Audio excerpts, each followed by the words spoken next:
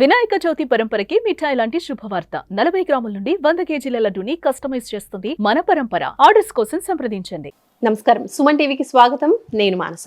ఈ రోజు మనతో పాటు ఉన్నారు ప్రముఖ జ్యోతిష్యులు, శ్రీ చక్రపీఠం వ్యవస్థాపకులు బ్రహ్మశ్రీ ప్రదీప్ జోషి గారు. వారితో మాట్లాడదాం.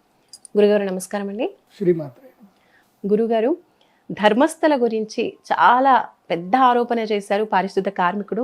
దాన్ని నిజమని చెప్పి అక్కడ పోలీసులు తవ్వకాలు కూడా జరపడం మనం చూసాము మీడియాలో. దాని గురించి చాలా పెద్ద చర్చ జరిగింది.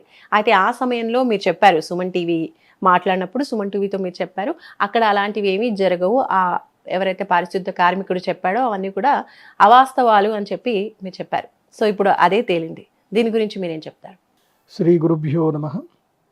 శ్రీమాత్రే నమః. ధర్మస్థల పేరులోనే ధర్మం ఉంది. అది చాలా మహాద్భుతమైన పుణ్యక్షేత్రం.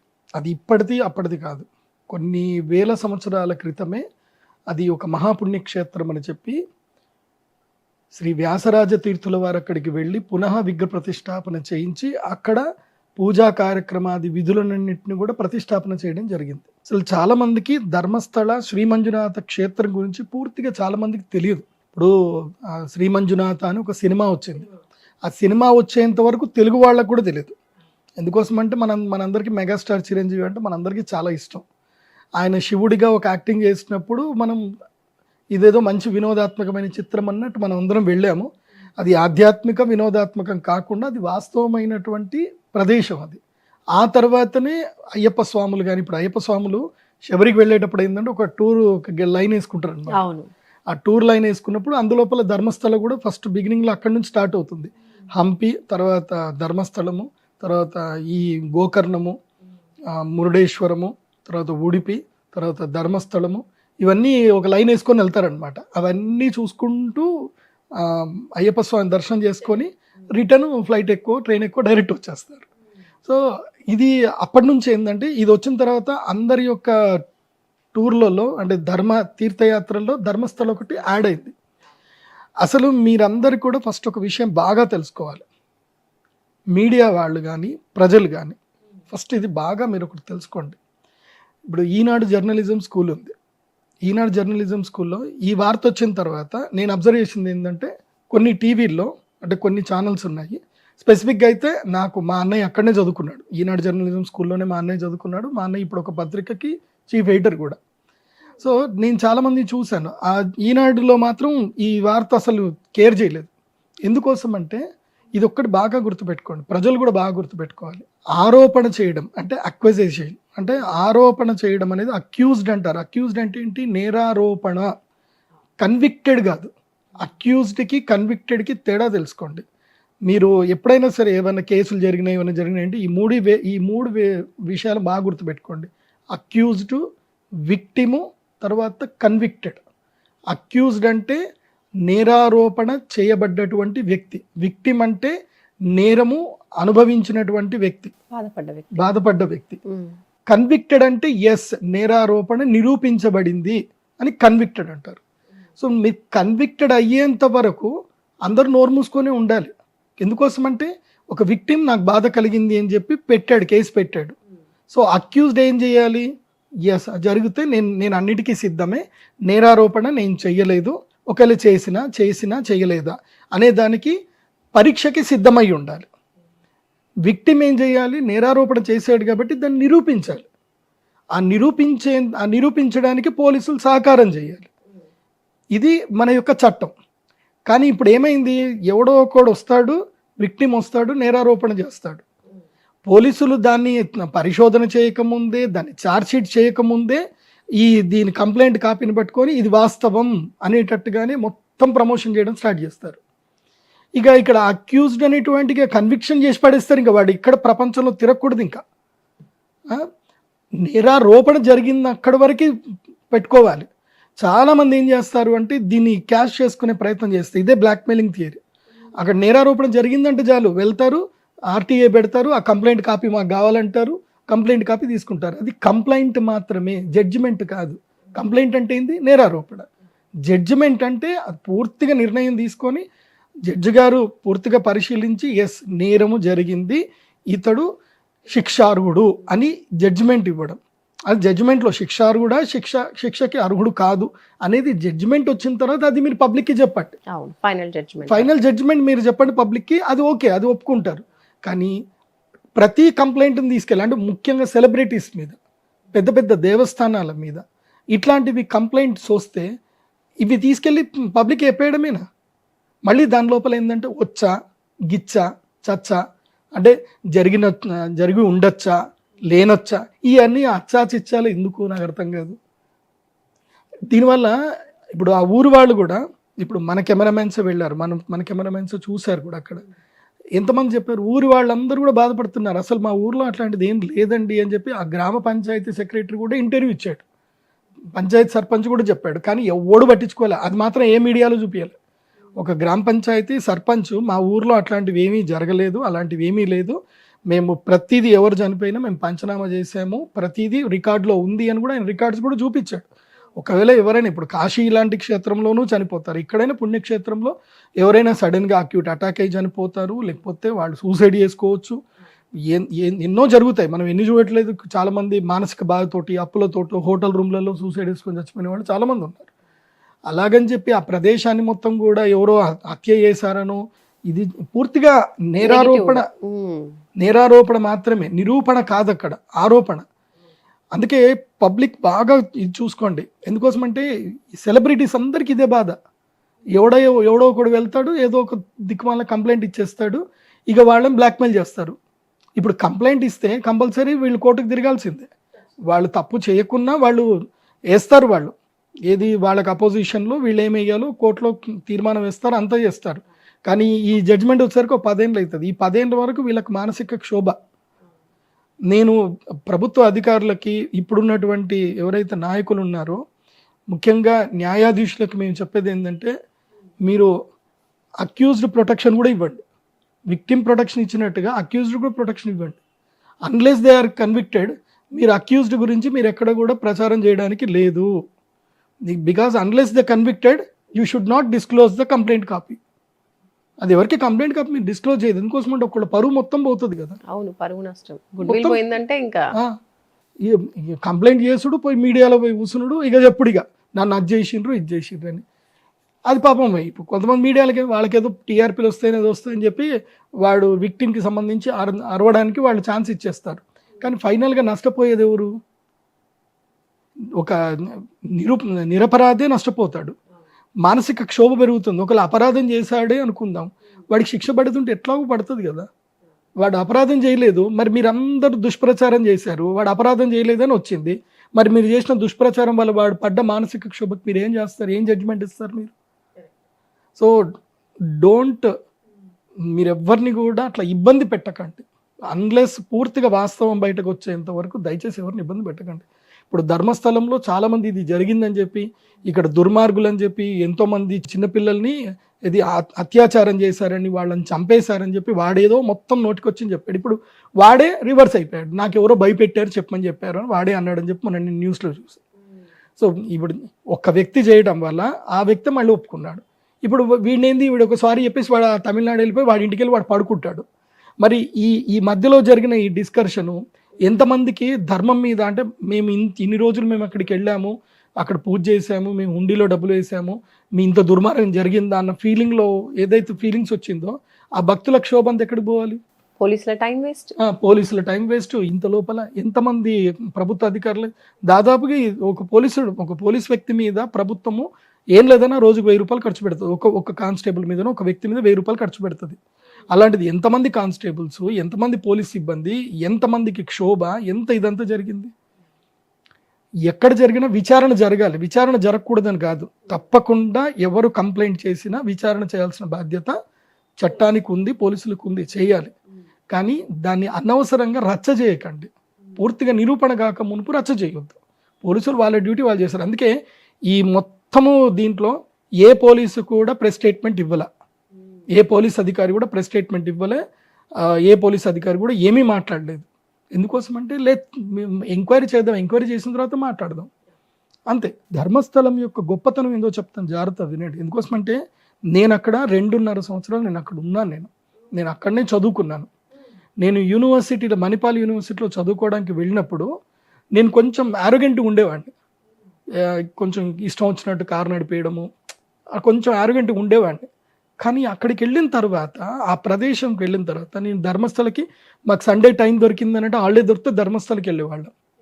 అక్కడ ఎంత మంచి క్షేత్రం అంటే అక్కడికి వెళ్ళి ఆ నేత్రావతి నది పక్కన కూర్చొని మెడిటేషన్ చేసుకుంటే అసలు పీస్ ఆఫ్ మైండ్ వచ్చేస్తుంది. మీ యొక్క యాటిట్యూడ్ అంతా మారిపోతుంది. జనాలు కూడా చాలా పీస్గా ఉంటారు, ఎవ్వరు గొడవ పెట్టుకోరు, ఎవరు ఇది చేయరు.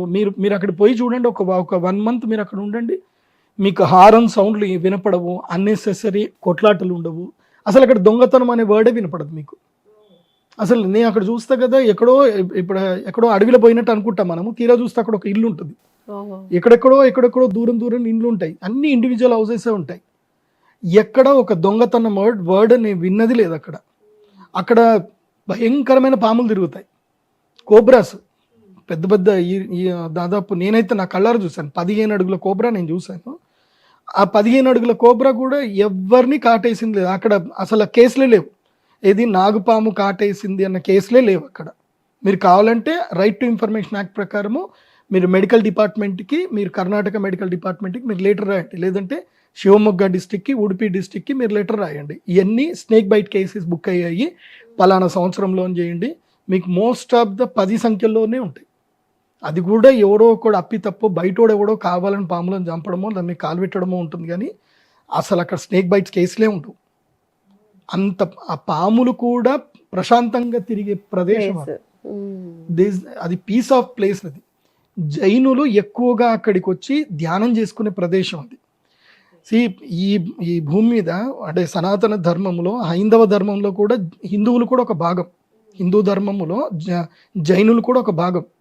జైనులు ఎంత సాత్వికులు అంటే వాళ్ళు అసలు హింసను అస్సలు ప్రేరేపించరు. ఇంకా మనమైనా సరే కొంచెం హిందువుల్లో వేరే కేటగిరీలో మనం ఆలుగడ్డలు తింటాము, క్యారెట్లు తింటాము, ఉల్లిపాయలు తింటాం. వాళ్ళు భూమి లోపల ఏదైతే పెరుగుతాయో అవి తినరు. వాళ్ళు భూమి లోపల పెరిగినవి తినరు. జైన్ డైట్ అని ఒకటి ఉంటుంది, మీరు కావాలంటే ఎక్కడైనా హోటల్స్ మీద రాస్తారు, జైన్ డైట్ ఉంటుంది, జైన్ ఫుడ్ ఉంటుంది అని చెప్పేస్తాను. భూమి లోపల పెరిగేది ఏది వాడరు వాళ్ళు, భూమి పైన పండినవి మాత్రమే వాళ్ళు తింటారు. ఇక నాన్ వెజ్ సంగతి అసలు లేనే లేదు, ఇంకా గుడ్డు నాన్ వెజ్ అసలు మాటే ఉండదు. ఎందుకోసం అంటే వెల్లుల్లిపాయ తినరు, ఆలుగడ్డ తినరు, క్యారెట్ ముట్టరు, ఇంకేం ఉండవు అక్కడ. భూమి లోపల పెరిగిన ఏ వస్తువు ముట్టరు, వాళ్ళు అంత సాత్వికంగా ఉంటారు వాళ్ళు జైన్స్. మళ్ళీ వాళ్ళ బిజినెస్లో దిట్ట. మీరు భారతదేశంలో ఏ కమ్యూనిటీ దగ్గర ఎక్కువ డబ్బు ఉందని కానీ చూస్తే మార్వాడి జైన్స్ కమ్యూనిటీ దగ్గరనే ఎక్కువ ఉంటాయి డబ్బులు. వాళ్ళు అంత అద్భుతంగా బిజినెస్ చేస్తారు. మళ్ళీ బిజినెస్లో వాళ్ళు టాప్. భారతదేశంలో ఉండే టాపెస్ట్ చార్టర్డ్ అకౌంట్స్లోనూ వాళ్ళే ఉంటారు, భారతదేశంలో టాపెస్ట్ ఫినాన్షియల్ ఇన్స్టిట్యూషన్స్లోనూ వాళ్ళే ఉంటారు, భారతదేశంలో ఉండేటువంటి టాపెస్ట్ ఎఫ్ఎంసీజీ కంపెనీస్ వాళ్ళే ఉంటారు. జైన్స్కి మించిన ఎఫ్ఎంసీజీస్ లేవు. వాళ్ళలో బిజినెస్, వాళ్ళ పిల్లలు పుట్టారు అంటే వాళ్ళకి నార్మల్ ఎడ్యుకేషన్ జస్ట్ ఆ స్కూల్ని ఏదంటే కనుక ఏదో సర్టిఫికేట్లు ఉండాలని చూస్తారు తప్ప వాళ్ళు మ్యాండేటరీ అసలు ఫీల్ అవ్వరు. వాళ్ళ ఇండ్లలో వాళ్ళ పిల్లలకి స్ట్రెస్ అనేది ఉండదు. They teach only business.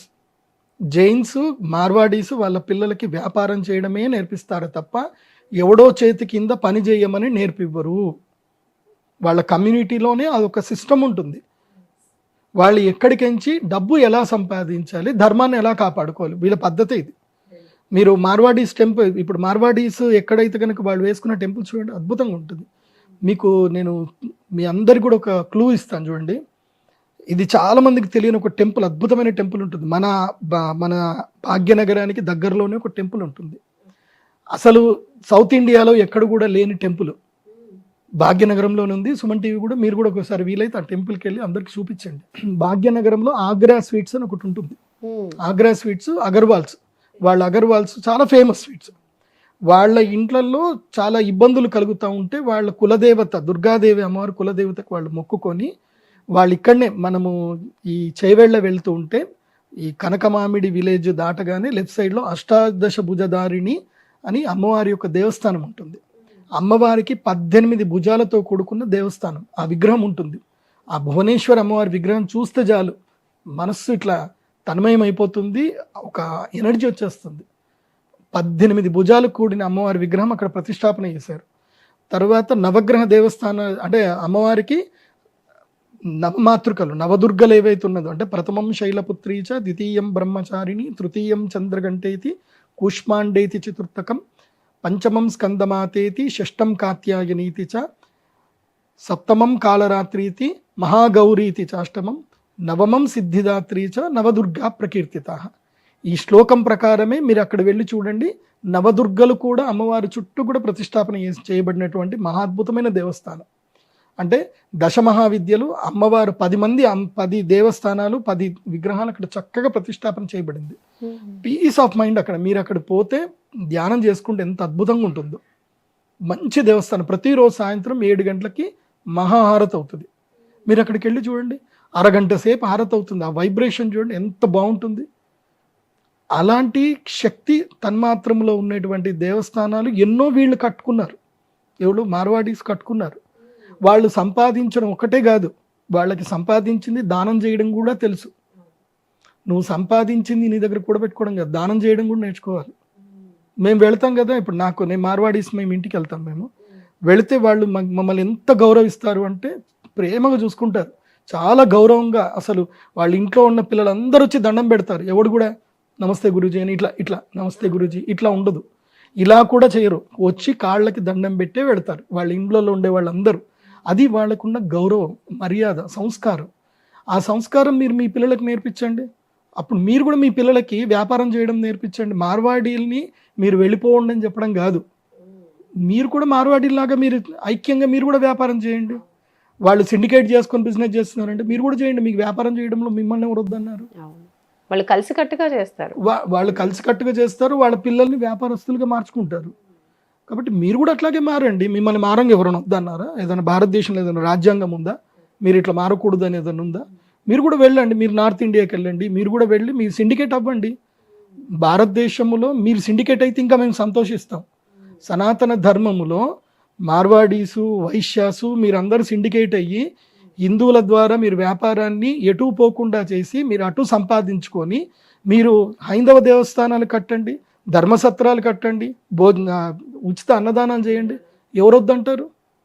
అందరూ మీకు మంచి చేయమనే చూస్తారు. అందుకే మీరు అక్కడికి వెళ్ళారనుకోండి, ధర్మస్థలకి వెళ్ళారనుకోండి, ధర్మస్థలంలో కూడా ఇదే కల్చర్. అక్కడ వాళ్ళు ఒక సొసైటీ పెట్టారు, ధర్మస్థల సొసైటీ కోఆపరేటివ్ బ్యాంక్ పెట్టారు. అక్కడ వ్యాపారస్తులందరికీ కూడా 25 పైసల వడ్డీకి డబ్బులు ఇస్తారు వీళ్ళు. అంటే వ్యాపారాన్ని కూడా ప్రోత్సహిస్తారు. అంటే మన వాళ్ళు వ్యాపారం చేయాలి, వచ్చిన వాళ్ళు ఎవరు కూడా ఖాళీ చేతితో ఉండకూడదు, అందరిని ప్రోత్సహిస్తారు. ఫ్రీగా డబ్బులు ఇవ్వరు. మళ్ళీ ఫ్రీ అనేది ఉండదు అక్కడ. తక్కువ వడ్డీకి డబ్బులు ఇస్తారు. వ్యాపారం చేసుకొని నిలదొక్కు అని అంటారు. అట్లాగే మీరు ధర్మస్థలకు సంబంధించి మీరు రైట్ టు ఇన్ఫర్మేషన్ యాక్ట్ ప్రకారం మీరు వెతకండి. మీరు ఉడిపి డిస్టిక్కి మీరు రాయండి. ధర్మస్థల ట్రస్ట్ నుంచి ఎన్ని సమూహాలు, ఎన్ని విద్యాలయాలు నడుస్తున్నాయి, ఎన్ని హాస్పిటల్ నడుస్తున్నాయి కనుక్కోండి.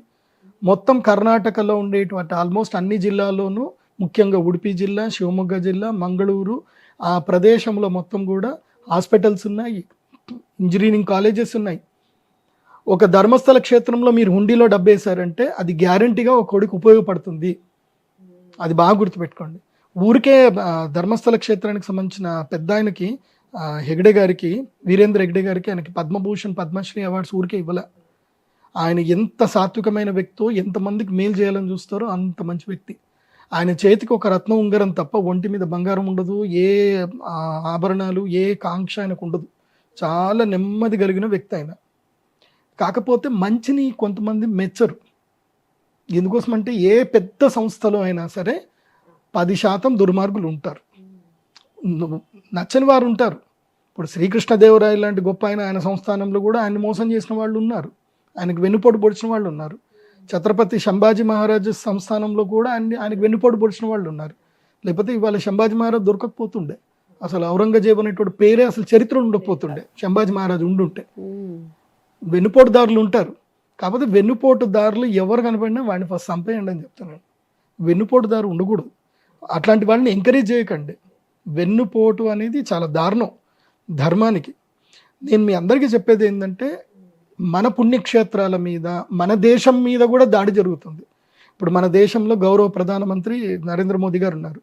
అమెరికా ఎంత ప్రలోభాలు పెట్టినా, ఎంత భయపెట్టినా సరే మన భారతదేశంలో అగ్రికల్చర్ ఇండస్ట్రీ లోపలికి అమెరికాని కాలు పెట్టనివ్వట్ల. ఎందుకు? మన రైతులకు నష్టం జరిగిపోతుంది. కార్పొరేట్ కల్చర్ అగ్రికల్చర్లో కూడా ఎంటర్ అయిపోతే మన రైతులకు నష్టమే కదా. మన రైతులందరూ ఇప్పుడు లేబర్లు అయిపోతారు. సేమ్ మళ్ళీ బ్రిటిష్ వాళ్ళు వచ్చినట్టే అయిపోతుంది. అందుకే భారతదేశంలో గౌరవ ప్రధానమంత్రి గారు దీన్ని ఎంట్రీ చేయలేదు. దానికి మన భారతదేశం మీద సుంకాలు వేస్తున్నారు. ఇప్పుడు దాని మీద ఏంది, ఎవడో ఒకడు వచ్చాడు, ఓట్ చోరీ అని అంటారు, మళ్ళీ ఏదో అంటారు. మళ్ళీ ఆల్రెడీ ఎలక్షన్ కమిషన్ చెప్తుంది, రాహుల్ గాంధీ గారు మీరు నిజంగా నేరారోపణ చేస్తే రండి కేసు పెట్టండి, మేము విచారణ చేస్తాం, మీరు రండి కేసు పెట్టండి. కంప్లైంట్ లేదు, కేసు లేదు, ఓన్లీ మీడియాలో చెప్పడం మాత్రం ఉంది. నిజంగా నీ దగ్గర తప్పు ఉంది అని నీ దగ్గర ఆధారాలు ఉంటే సుప్రీంకోర్టు ఉంది కదా, సుప్రీంకోర్టులో వెళ్ళి నువ్వు కేసు పెట్టు కదా. నేను ఎవరు వద్దన్నారు? సుప్రీంకోర్టులో ఒక కామన్ మ్యాన్ కూడా వెళ్ళి కేసు పెట్టొచ్చు. ఇది మన రాజ్యాంగం ఒక కామన్ మ్యాన్కి కూడా పవర్ ఇచ్చింది. మరి నువ్వు ఒక ప్రతిపక్ష నాయకుడివి, అంత గొప్పవాడివి, నువ్వు చేయాలి కదా. పోయి unfortunately I'm become a parliament member అంటే అది ఎంత దారుణం. అది నేను దురదృష్టవశాత్తు నేను పార్లమెంట్ మెంబర్ అంటే అది ఎంత దారుణం అది. అందుకే మన దేశం మీద ఇలాంటి దాడులు కూడా జరుగుతున్నాయి. మన యొక్క హైందవ దేవస్థానాల మీద కూడా ఇలాంటి దాడులు జరుగుతాయి.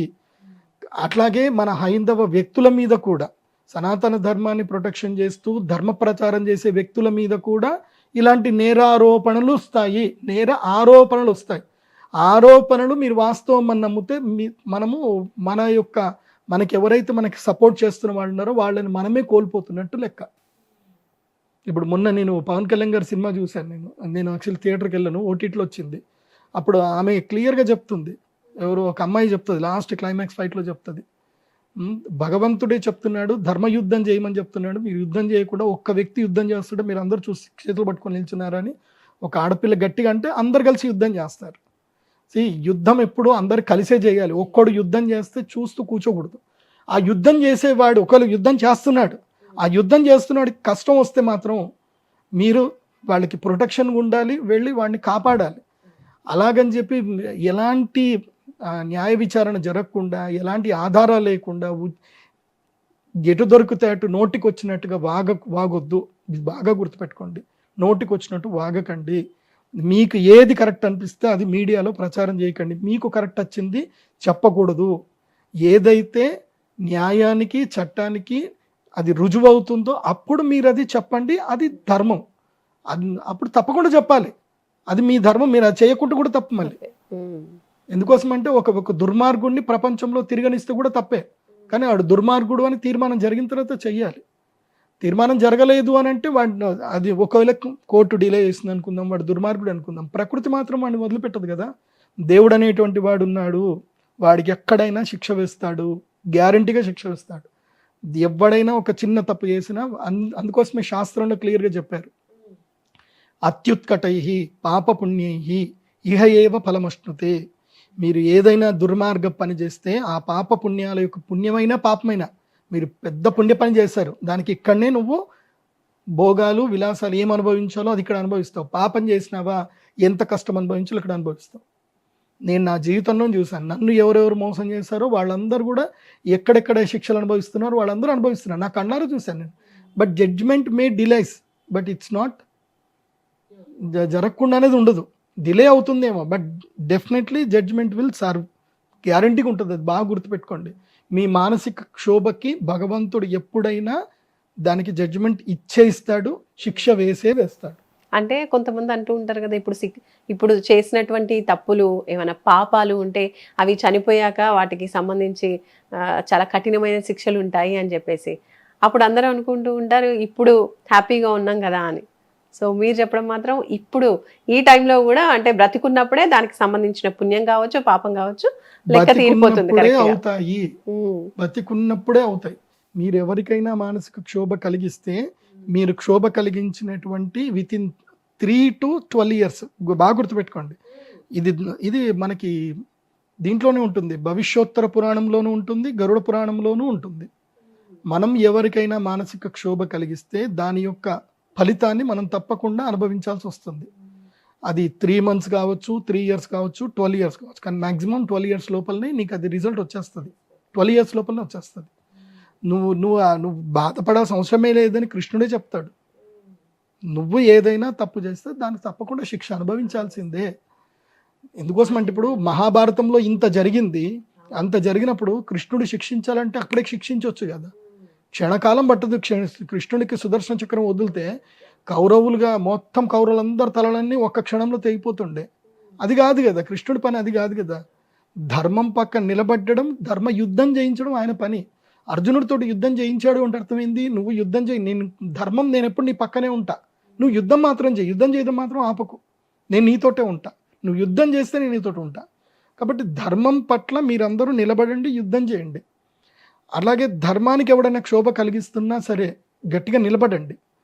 మొన్న ఇది జరిగినప్పుడు కూడా నేను చెప్పా, వచ్చా గిచ్చా చచ్చా ఇవన్నీ కాదు, అక్కడ ఏదైనా జరిగితే లెట్ ద ఎంక్వైరీ హ్యాపెన్, అది మొత్తం జరగని, జడ్జ్మెంట్ రాని, అప్పటిదాకా ఆగండి అని తర్వాత చెప్పా.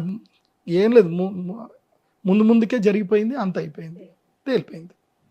కాబట్టి భవిష్యత్తులో భారతదేశానికి కూడా ఇప్పుడున్నటువంటి ప్రభుత్వం పడిపోవడానికి కూడా కొన్ని ఆరోపణలు వస్తాయి.